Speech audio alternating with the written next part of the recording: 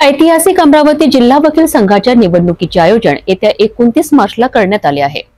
2025-26 करिता नव्या कार्यकारिणीकरिता होणाऱ्या या महत्त्वपूर्ण निवडणुकीत चुरशीच्या लढतीचा सामना पाहायला मिळणार आहे। सध्याच्या तापमानाच्या उष्णतेने व निवडणुकीच्या प्रचाराने वातावरण आणखी रंगतदार बनले आहे।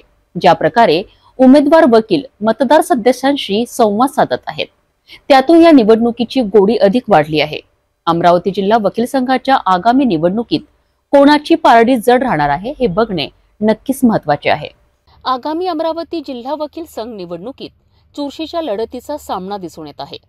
या निवडणुकीत अध्यक्षपदाकरिता ॲडव्होकेट सुनील देशमुख आणि ॲडव्होकेट हरीश निंबाडकर यांच्यात तीव्र संघर्ष होणार आहे। तसेच उपाध्यक्षपदाकरिता ॲडव्होकेट विनोद दशस्त्र आणि ॲडव्होकेट आशिष लांडे यांच्यात चुरशी लढत होईल। सचिव पदाकरिता तिन्ही उमेदवार ॲडव्होकेट अमोल मुरळ, ॲडव्होकेट नासिर शाह आणि ॲडव्होकेट सीमा तोंडरे यांच्यात सशक्त लढाई होणार आहे। त्याचप्रमाणे ग्रंथालय सचिव पदाकरिता ॲडव्होकेट विद्या माणके आणि ॲडव्होकेट सचिन पंडितकर यांच्यात चुरस असणार आहे। एक्झिक्युटिव्ह मेंबर पदाकरिता 13 उमेदवार रिंगणात आहेत। त्यामध्ये ॲडव्होकेट अक्षय बोडे, ॲडव्होकेट प्रेम दामोदर, ॲडव्होकेट राजू जामणेकर, ॲडव्होकेट नेतल मल्ल आणि इतर उमेदवार समोर येणार आहेत। मुख्य निवडणूक अधिकारी म्हणून ॲडव्होकेट RB कलंत्री यांनी या निवडणुकीच्या आयोजनाची जबाबदारी घेतली आहे। ही निवडणूक दरवर्षाला होत असते। 1 वर्षाचा त्याचा कार्यकाल असतो आणि यामध्ये एक अध्यक्ष, एक उपाध्यक्ष, एक सचिव, एक लायब्ररी सचिव आणि 7 कार्यकारी सदस्य अशा 11 लोकांची निवड करण्यात येते। यावेळेस एकूण 1597 मतदार आहेत। यामध्ये 11 पदांकरता 22 उमेदवार रिंगणात आहेत आणि मतदानाची प्रक्रिया ही 21 तारखेपासून सुरू झालेली आहे। फॉर्म डिस्ट्रीब्युशन करून ॲक्सेप्ट करण्यापासून 29 तारखेला सकाळी 10 वाजतापासून तर 5 वाजेपर्यंत मतदानाची प्रक्रिया होणार आहे आणि 30 तारखेला रविवारी दुसऱ्या दिवशी सकाळी 9 वाजेपासून मतदानाच्या मोजणीला प्रारंभ होणार आहे। आधी मतमोजणी ही निवडणुकीच्या दिवशीच म्हणजे 29 तारखेला शनिवारी रात्री करायचं ठरलेलं होतं, परंतु मतदानांची संख्या बघता सर्वांच्या संमतीने असं ठरलं की ही मतमोजणी जी आहे ती दुसऱ्या दिवशी रविवारी 30 तारखेला करण्यात यावी। सकाळी 9 वाजतापासून याची सुरुवात करण्यात येईल। तोपर्यंत मतमोजणीच्या मतपेट्या ज्या आहेत ह्या अमरावती जिल्हा वकील संघाच्या इमारतीमध्ये, परंतु मुख्य निवडणूक अधिकारी म्हणजे मी माझ्या कस्टडीमध्ये राहतील आणि सर्वानुमते असा ठराव झालेला आहे की मुख्य निवडणूक अधिकाऱ्याच्या देखरेखीखाली त्यांच्या की अँड लॉकमध्येच ह्या पेट्या देण्यात यावा। त्यानुसार त्या राहतील आणि 30 तारखेला सकाळी त्याची मतमोजणी होईल। 30 तारखेला रात्री उशिरापर्यंत सर्व पदांचा निकाल येण्याची शक्यता आहे। एकंदरीत आतापर्यंतच्या पाणीनुसार खेळीमेळीच्या वातावरणात सर्व व्यवस्थित सुरू आहे आणि पुढेही वकील बांधव या कार्यक्रमात आम्हाला पूर्ण सहकार्य करतील, आम्हाला अशी याची पूर्ण अपेक्षा आहे आणि सर्व निवडणुकीचा कार्यक्रम सुरुवातीपासून शेवटपर्यंत सुव्यवस्थितरित्या पार पडेल याची मला खात्री आहे। तर उपनिवडणूक अधिकारी म्हणून ॲडव्होकेट शहजाद नय्यर देखील कार्यरत आहेत। या सर्व उमेदवारांमध्ये नेमके कोण बाजी मारणार हे पाहणे आता केवळ काळाची बाब आहे।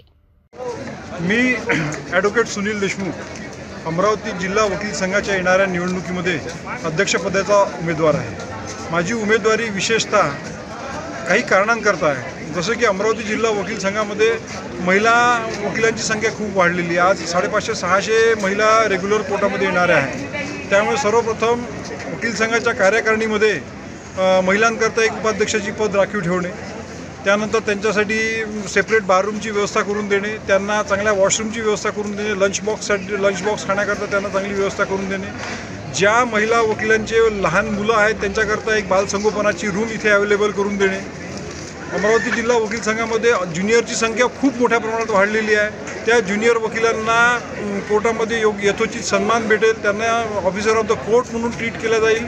त्यांच्या कॉम्पिटिटिव्ह एक्झामसाठी चांगले लेक्चर कंडक्ट करणे, चांगल्या स्पेसिमेन कॉपीज लायब्ररीमध्ये अवेलेबल करून देणे, ई लायब्ररीचा त्यांना भरपूर फायदा मिळेल अशी व्यवस्था करणे। इमारतीमध्ये बसण्याच्या जागेचा प्रॉब्लेम असल्यामुळे एक मोठी नवीन बार रूमची इथं स्थापना करणे, त्याच्यामध्ये सगळ्या महिलांकरता वकिलांकरता बार रूम, रिक्रिएशन हॉल, कॅन्टीन, चांगली लायब्ररी हे स्थापित करणे. इमारतीमध्ये जे काही प्रॉब्लेम आहे, कॉरिडॉरमध्ये फॅन नाही आहे, व्हेंटिलेशनची व्यवस्था नाही आहे, कॅन्टीन आमच्या इथे चांगल्या पद्धतीने नाही आहे, ते कॅन्टीनची व्यवस्था तयार करणे आणि वकील, जज, लिटिगंट्स आणि कर्मचारी यांच्यामध्ये सगळ्यांमध्ये समन्वय घडवून आणणे, असं एक सगळ्या उद्देशाने मी माझी उमेदवारी इथे जाहीर केलेली आहे. जिल्हा वकील संघाच्या 2025-26च्या निवडणुकीमध्ये मी ॲडव्होकेट निंबाळकर अध्यक्षपदाकरिता उभा असून माझे जे प्राधान्यक्रम आहेत, पुढील वर्षात मला ज्या पद्धतीने काम करायचं आहे त्यासाठी सर्वप्रथम माझ्या प्राधान्यक्रमामध्ये उद्दिष्टांमध्ये मी जे पहिलं कर्तव्य ठरवलेलं आहे त्यामध्ये नवोदित वकिलांसाठी जे bar council of Maharashtra and Goa यांनी जे फी निश्चित केली आहे एनरोलमेंटकरिता त्या धर्तीवर आपल्या वकील संघाची सुद्धा फी कमी करणे आणि पहिल्या 5 वर्षासाठी नवोदित वकिलांना कमी आणि सवलतीच्या दरामध्ये वार्षिक फी नेमून देणे यासाठी मी काम करणार आहे. त्याशिवाय वकील संघाची जी सध्याची स्मृतिगंध विमा योजना आहे त्या विमा योजनेचं कव्हर 2 लाखावरून 5 लाखापर्यंत वाढवणे आणि जखमी सदस्यांकरिता 40,000वरून 2 लाखापर्यंत वाढवणे हे माझे उद्दिष्ट आहे. त्याशिवाय वकील संघामध्ये सध्या जी पार्किंग व्यवस्था आहे ती अपुरी असून त्यासाठी शिस्तबद्ध पार्किंग व्यवस्था, त्या पार्किंग व्यवस्थेमध्ये CCTV कॅमेराज, सर्व वकील संघाच्या बैठक कक्षांमध्ये वायफाय सुविधा, त्याशिवाय त्या वकील कक्षांमध्ये पिण्याच्या पाण्याची अविरत सोय या बाबींनासुद्धा माझं प्राधान्य असणार आहे. आणि या सर्व बाबी करताना वकील संघाचे सर्व सदस्य, विशेषतः महिला वकील संघ यांच्या आरोग्यविषयक गरजा आणि त्यांना जी कामकाज करताना सुरक्षा हवी आहे ती सर्व सुरक्षा निर्माण करण्यासाठी वातावरण निर्मिती करणे. अशा रंगतदार लढतीत कोणाची लहान मोठी भूमिका असेल हे मात्र निवडणुकीच्या नंतरच समोर येईल. या निवडणुकीमध्ये कोणाला विजय मिळवता येईल हे पाहणे खूपच रोमांचक ठरेल आहे. या निवडणुकीला साक्षीदार होण्याकरिता आपले लक्ष 29 मार्चवर असणार आहे असा अंदाज आहे.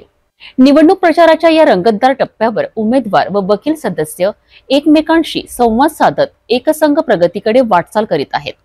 अंतिम निकालाची कुतूहलता दिवसेंदिवस वाढत आहे. निवडणुकीतील पुढील अपडेटसाठी आपण बघत राहा सिटी न्यूज.